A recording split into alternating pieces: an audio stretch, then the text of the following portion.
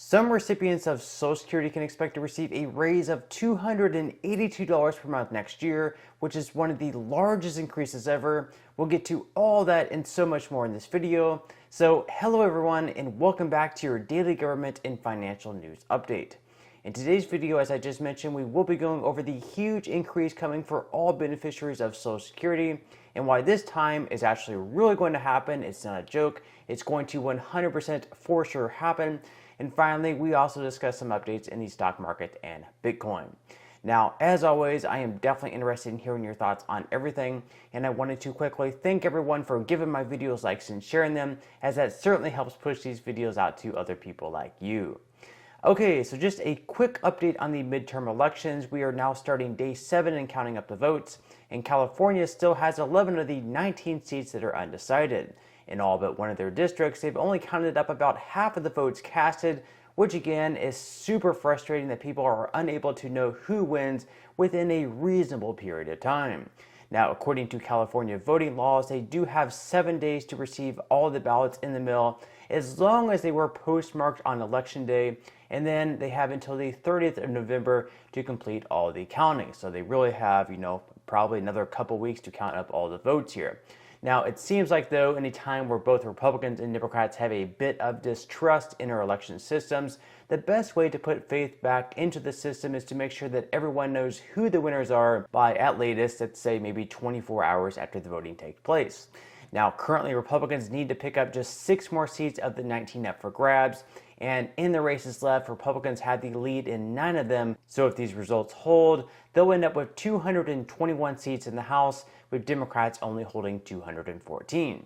And sure, while we're getting the majority in the House should be considered a good thing for Republicans, they aren't nearly as pleased, as they were projected to have won many more than what they actually did. This is causing Republicans to rethink the idea of keeping Kevin McCarthy as their leader and making him the new House Speaker. And the current House Speaker, Nancy Pelosi, yesterday even suggested that he would not have enough votes to be elected the new Speaker of the House. You've talked about the need for a vibrant Republican Party. Yes. House GOP leader Kevin McCarthy, he's working the phones, probably as we speak, trying to firm up the votes he needs to become Speaker if Republicans do, in fact, take the House. As somebody who has been Speaker for a combined 8 years, do you think Kevin McCarthy has what it takes to be Speaker of the House? Let's just get through the election, okay? They haven't won yet. They've been measuring for draperies. They've been putting forth an agenda. They haven't won it yet. Let's after the election is concluded, depending on who is in the majority, there'll be judgments made within their own party, in our own parties, as to how we go forward. It's not up to me to make any evaluation of what their possibilities are. You are uniquely qualified to understand what it takes to be Speaker of the House. Yeah, I do. I do. Does he have it? But why would I make a judgment about something that may or may not ever happen? No, I don't think he has it, but that's up to his own people to make a decision as to how they want to be led or otherwise. Meanwhile, New Hampshire's Republican Governor Chris Sununu is pointing the finger at Lindsey Graham and Rick Scott at disappointing results, saying that Graham's comments on a 15-week national abortion ban, as well as Scott saying he would like to require Congress to have to renew Social Security every 5 years instead of it being automatically renewed as it is now. Quite frankly, this scared people into what could potentially be the demise of Social Security and Medicare. Now, the good thing is, realistically, what Scott proposed is not going to gain nearly enough support to actually require Congress to vote to renew Social Security benefits every year, every 3 years, every 5 years, or heck, even 10 years. Because for one, they won't find a single Democratic lawmaker willing to get on board with that plan.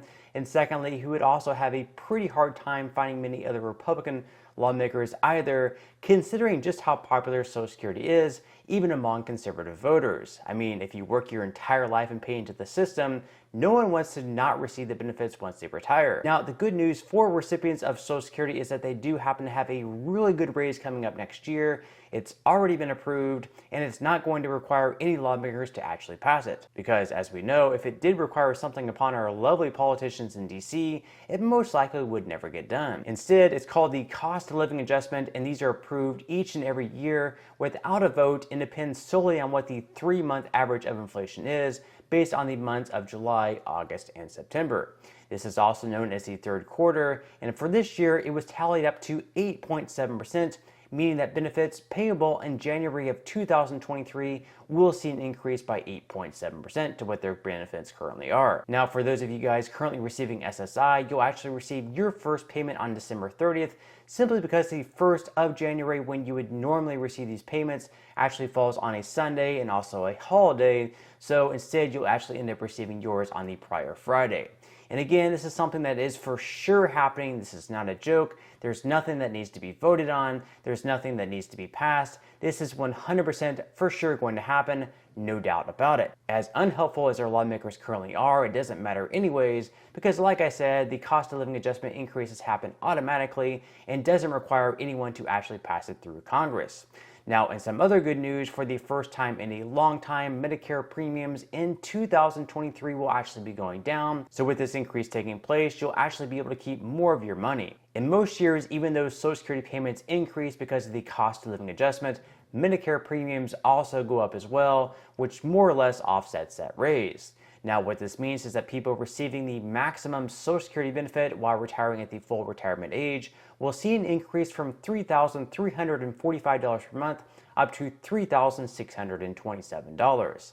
This is an increase of $282 per month, or $3,384 per year. SSI beneficiaries could see a payment increase as much as $73 per month, up to $914 from where it currently stands this year at $841. Meanwhile, recipients of SSDI will see their benefits increase up to $1,483 from where they're currently at, which is a monthly increase of $119.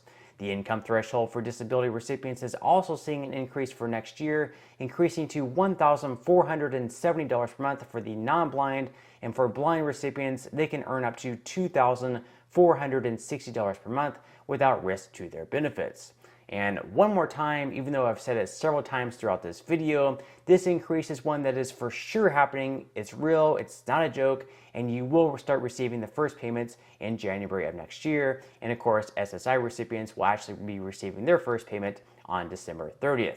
Now, in some money news, the stock market will once again open up today, and so far for the month of November, the S&P 500 has risen by 3.5%. With investors hoping the market keeps up its momentum from last week, Dow futures are actually currently down by 0.27%, S&P 500 futures are also down by 0.39%, and NASDAQ futures are in the red as well, down by 0.65%. Over the last day, Bitcoin has seen a small rally, climbing up by 1.23%, although at one point actually dipped into the high 15,000s.